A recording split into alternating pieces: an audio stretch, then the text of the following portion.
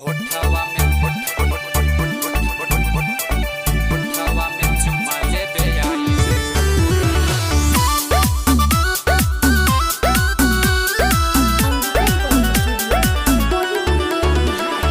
Music by Vivek Vijay.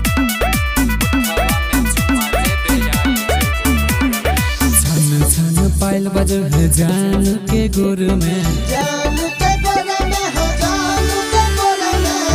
छन पायल बजल है जान के गोर में तो होठवा में चुम्मा लेबे आई जइबो भोरा में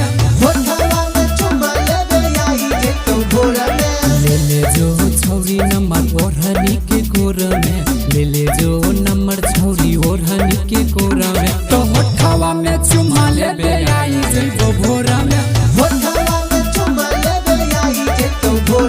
तो होठवा में चुम्मा लेबे आई जइबो भोरा में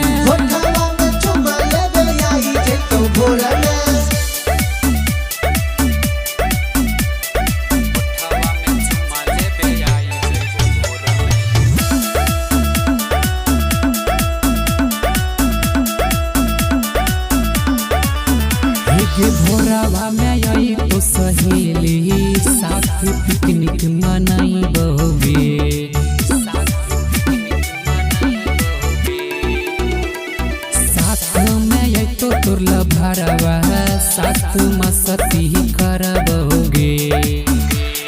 छाना छाना पायल बजो हो जानू के गोर में छाना छाना पायल बजो हो जानू के गोर में तो होठवा में चुम्मा लेबे आई जइबो भोरा में तो होठवा में चुम्मा लेबे आई जइबो भोरा में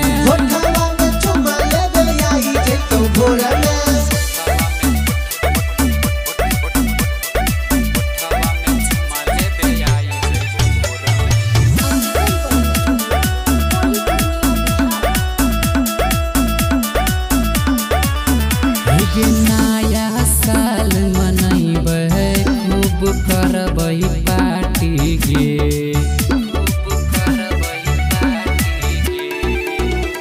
साल में एक बार अइले खूब करबै मस्ती गे राना वीर दिल खुशपूरी बेल्टो बोले गोल गोल राना वीर दिल खुशपूरी बेल्टो बोले गोल गोल सौरभ खिले तो छौरी पूरी भोरे भोर भोर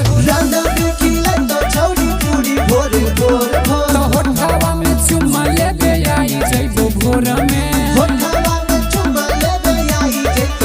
अंगिका रिकॉर्डिंग स्टूडियो रुपौली पूर्णिया बिहार।